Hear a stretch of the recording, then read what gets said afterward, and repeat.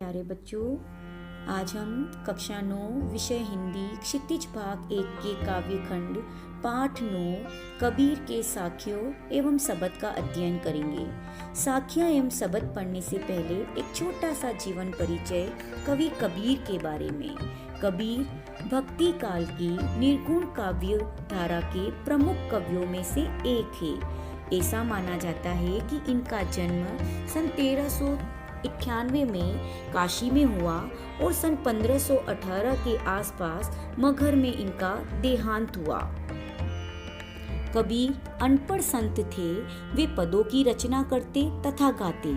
इन्हीं पदों को उनके शिष्यों ने संकलित किया। निर्गुण संत परंपरा के कवि कबीर की रचनाएं मुख्यतः कबीर ग्रंथावली में संग्रहित है, किंतु कबीर पंथ में उनकी रचनाओं का संग्रह बीजक ही प्रामाणिक माना जाता है। कबीर अत्यंत उदार, निर्भय तथा सद्गृहस्थ संत थे। राम और रहीम की एकता में विश्वास रखने वाले थे।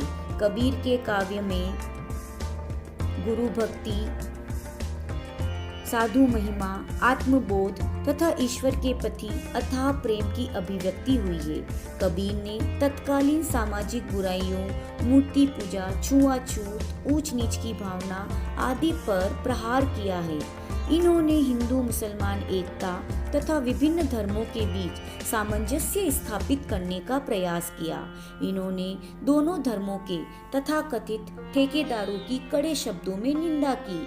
इन्होंने दोनों को सच्चे मन से प्रभु भक्ति का संदेश दिया। कबीर ने अपने काव्य में ब्रज, अवधी, पंजाबी, राजस्थानी, अरबी, फारसी आदि शब्दों का प्रयोग किया। इसलिए कुछ विद्वान इनकी भाषा को सद्दुकड़ी भाषा या खिचड़ी भाषा भी कहते हैं। कबीर की भाषा की सहजता ही उनकी काव्यात्मकता की शक्ति है। जन भाषा के निकट होने के कारण उनकी काव्य भाषा में दार्शनिक चिंतन को सरल ढंग से व्यक्त करने की ताकत है। पाठ में संकलित साखियों में कबीर ने प्रेम का महत्व, संत के लक्षण, ज्ञान की महिमा, बाह्य आडंबरों का विरोध, सरल तथा सहज भक्ति का महत्व, अच्छे कर्मों की महत्ता आदि भावों का उल्लेख किया है। तथा इन्होंने अपने सबद में बताया है कि बाह्य आडंबरों को अपनाने से ईश्वर प्राप्ति नहीं होती। अपने भीतर ही ईश्वर व्याप्ति का इन्होंने संकेत दिया है। अब मैं पहली साखी का वाचन करूंगी। मान सरोवर सुभर जल, हंसा केली कराई, मुक्ता फल मुक्ता चुके, अब उड़ी अनत न जाई। प्रस्तुत साखी में कबीर दास जी ने ईश्वर व आत्मा के बीच संबंध स्थापित किया है। कबीर दास जी कहते हैं, मान सरोवर पूरी तरह से स्वच्छ जल से भरा हुआ है। हंसा केली कराई, वह हंस क्रीड़ा करते हुए मुक्त रूप से मोती चुग रहे हैं। अब मुक्ता फल मुक्ता चुगे, अर्थात वे मुक्त रूप से मोती चुग रहे हैं। अब उड़ी अनत न जाई, और वे वहां से उड़कर अन्यत्र नहीं जाना चाहते। अर्थात मानसरोवर वह स्थान है जहां आत्मा रूपी हंस स्वतंत्र होकर भक्ति रूपी मोती चुगने का आनंद प्राप्त कर रहे हैं। वे इस भक्तिमय स्थान को छोड़कर अन्यत्र कहीं जाना नहीं चाहते, क्योंकि वे भक्ति में मिलने वाले आनंद और सुख को किसी भी परिस्थिति में त्यागना नहीं चाहते। यहाँ निर्मल हृदय वाले साधकों के लिए हंस शब्द का प्रयोग हुआ है तथा मुक्ता फल चुगने का तात्पर्य है मुक्ति के आनंद का अनुभव। कबीरदास जी द्वारा रचित दूसरी साखी है। प्रेमी ढूंढत में फिरो, प्रेमी मिले न कोई, प्रेमी को प्रेमी मिले, सब विष अमृत होए। इस साखी में कबीरदास जी ने सच्चे ईश्वर प्रेमी का महत्व बताया है। कबीरदास जी कहते हैं कि प्रेमी ढूंढत में फिरो, प्रेमी मिले न कोई, कि मैं सच्चे ईश्वर प्रेमी को ढूंढता रहा, लेकिन मुझे कोई सच्चा ईश्वर प्रेमी नहीं मिला। प्रेमी को प्रेमी मिले, सब विष अमृत होए, कि यदि दो सच्चे ईश्वर प्रेमी मिल जाए तो विष भी अमृत में परिवर्तित हो जाता है। अर्थात सभी पाप पुण्य में बदल जाते हैं, दुर्गुण नष्ट हो जाते हैं और मन से सारी दुर्भावनाएं व विकार अर्थात इच्छा, द्वेष, लालच, अहंकार आदि दूर हो जाते हैं व मन स्वच्छ हो जाता है। यहाँ विष हमारी वासनाओं, दुर्भावनाओं और पापों का प्रतीक है और अमृत भक्ति, मुक्ति, आनंद, पुण्य और सद्भावना का प्रतीक है। कबीरदास जी की तीसरी साखी है, हस्ती चढ़िए ज्ञान को सहज तुलीचा डारी, स्वान रूप संसार है भूखन दे जख मारी। इस साखी में ज्ञान की महिमा को बताया गया है।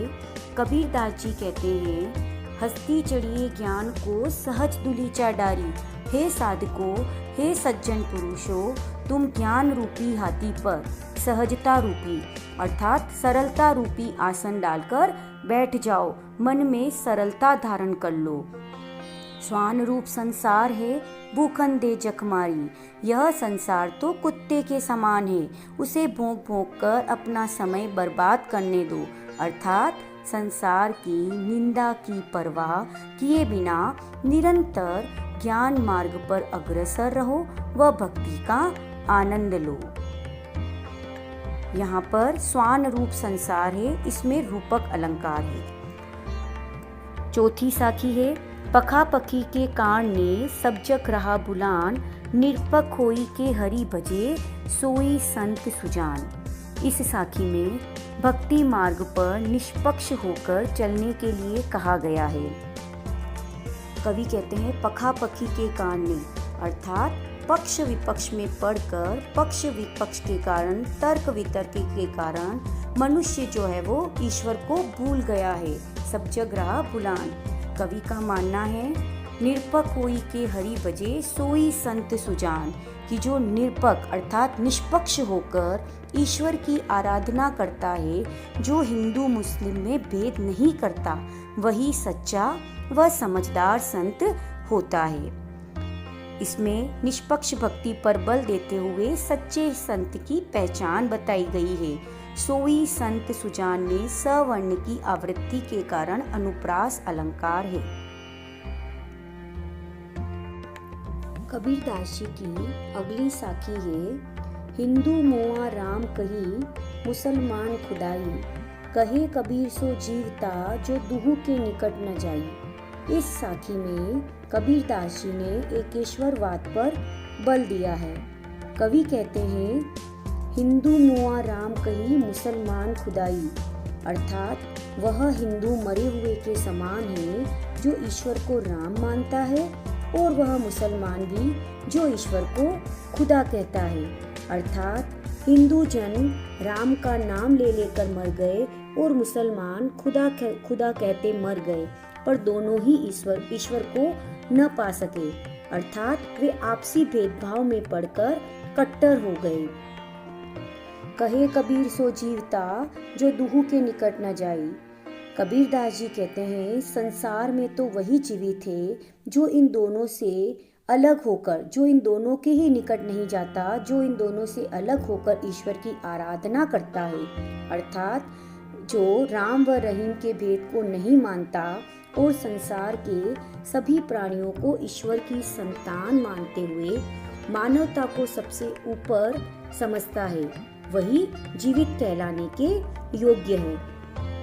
इस साखी में कबीरदास जी की अक्खरता, स्पष्टवादिता और व्यंग शैली के दर्शन होते हैं। उन्होंने हिंदू और मुसलमान दोनों को ही समान भाव से फटकारते हुए सांप्रदायिक भेदभाव की कड़े शब्दों में निंदा की है। कबीरदास जी की अगली साखी है, काबा फिरी काशी भया राम ही भया रहीम, मोट चून में दा भया बैठ कबीरा जीन। कबीरदास जी ने इस साखी में बाहें आडंबरों का विरोध किया है और कहते हैं, काबा फिरी काशी भया राम ही भया रहे, कि जब मुझे सच्चे ज्ञान की प्राप्ति हुई तो मुस्लिम तीर्थ काबा काशी के समान व राम रहीम के समान लगने लगा। सच्चा ज्ञान प्राप्त होने पर कबीरदास जी की दृष्टि ने हिंदू व मुस्लिम के भेद को देखना बंद कर दिया। मोट चून मेदा भया बैठ कबीरा जी। मोटा चूना इसका तात्पर्य है मन में जो हमारे विकार हैं, जो कमियां हैं, उसे मोटे चूने के रूप में बताया गया है कि सच्चा ज्ञान प्राप्त होने पर उनके मन में जो विकार थे, मोटे चूने रूपी जो विकार थे, वे मेदे रूपी अच्छे बातों में बदल गए और वे हिंदू व मुस्लिम के भेद से ऊपर उठकर ईश्वर भक्ति में लग गए। इसमें हिंदू व मुस्लिम के भेद का खंडन किया गया है तथा काबा फिरी काशी, राम ही भया रहीम और मोट चून मेदा भया में वर्ण की आवृत्ति होने के कारण अनुप्रास अलंकार है। कबीरदास जी की अगली साखी है, ऊंचे कुल का जन्मिया जे करनी ऊंची न होए, सुब्रन कलश सूरा भरा साधु निंदा सोए। इस साखी में कबीरदास जी ने कर्मों के महत्व को बताया है। कबीरदास जी का मानना है कि ऊंचे कुल का जन्मिया, कि जो ऊंचे कुल में जन्म लेता है वह व्यक्ति ऊंचा नहीं बन जाता, जो करनी ऊंची न होए, अर्थात अगर उसके कर्म उच्च कोटि के नहीं हैं तो वह व्यक्ति अपने जन्म मात्र से ही उच्च नहीं बन जाता। ऊंचा तो व्यक्ति अपने कार्यों से बनता है और इस बात को उन्होंने एक दृष्टांत के माध्यम से, एक उदाहरण के माध्यम से समझाया है। सुब्रन कलश सूरा भरा साधु निंदा सोए। जिस प्रकार सोने के कलश में यदि शराब भर दी जाए, साधु निंदा सोए, तो उस पात्र की निंदा साधु द्वारा की जाती है। अर्थात ऊंचे कुल से संबंध रखने के बाद भी यदि व्यक्ति की पहचान उसके कर्मों से ही होती है, यदि उस व्यक्ति के कर्म अच्छे नहीं है तो उसे श्रेष्ठ नहीं कहा जाएगा। सोने से बने पात्र में भी यदि शराब भर दी जाए तो उस पात्र की निंदा सज्जन पुरुषों द्वारा की जाती है, क्योंकि महत्व उस धातु का नहीं जिससे वह पात्र बना है, महत्व उस पदार्थ का है जो उस पात्र के अंदर भरा है। तो व्यक्ति ऊंचे कुल में जन्म लेने से नहीं बल्कि अच्छे कर्मों से प्रशंसनीय बनता है। अर्थात कबीर मनुष्य की श्रेष्ठता उसके श्रेष्ठ कर्मों के कारण मानते हैं। कबीरदास जी की अब तक हमने साखियाँ पढ़ी, अब हम सबद पढ़ेंगे।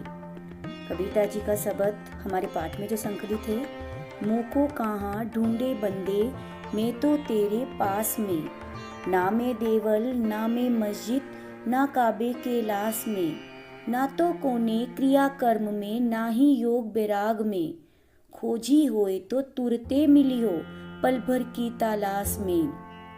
कहे कबीर सुनो भई साधो सब श्वासों की श्वास में। कबीरदास जी द्वारा इस शब्द में बाह्य आडंबरों का विरोध एवं अपने ही अंदर ईश्वर की व्याप्ति अर्थात ईश्वर की उपस्थिति का संकेत दिया गया है। इस पद के माध्यम से कबीर ने ईश्वर को अपने भीतर ही खोजने पर बल दिया है।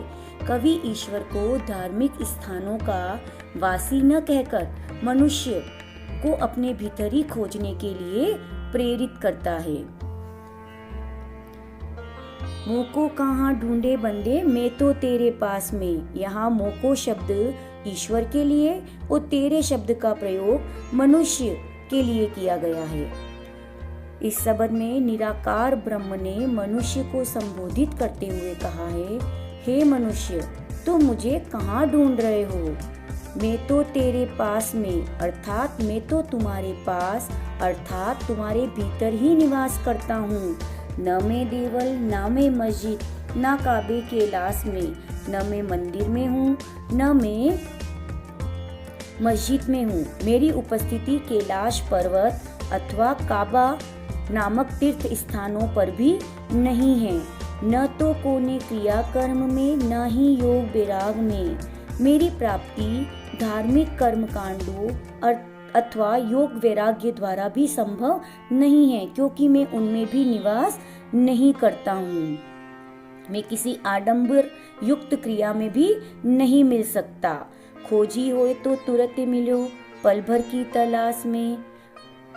कवि ये कहना चाहते हैं कि अगर तुम मुझे सच्चे मन से खोजोगे तो मैं तुम्हें पल भर की तलाश में ही प्राप्त हो जाऊंगा। अर्थात ईश्वर बनावटी रूप में नहीं हमारी भावनाओं में निवास करता है। उसके प्रति सच्ची श्रद्धा रखने से वह तुरंत ही प्राप्त हो जाता है। कहे कबीर सुनो भाई साधो सब श्वासों की सांस में। आगे कबीरदास जी कहते हैं कि ईश्वर तो सभी प्राणियों की श्वास में समाया हुआ है और प्राणी मात्र की सेवा करने से ही ईश्वर की प्राप्ति हो जाती है। अर्थात सभी प्राणियों में परमात्मा का अंश आत्मा रूप में समाया हुआ है। वह किसी जीव से अलग नहीं है। जीव का अस्तित्व उसी ईश्वर के कारण है, इसलिए कवि ने उसे सब श्वासों की श्वास में कहा है। इस शब्द में ईश्वर को सर्वव्यापक बताया गया है। काबे कैलाश कोने क्रिया कर्म और सब श्वासों की श्वास में वर्ण की आवृत्ति के कारण अनुप्रास अलंकार का सौंदर्य निहित है।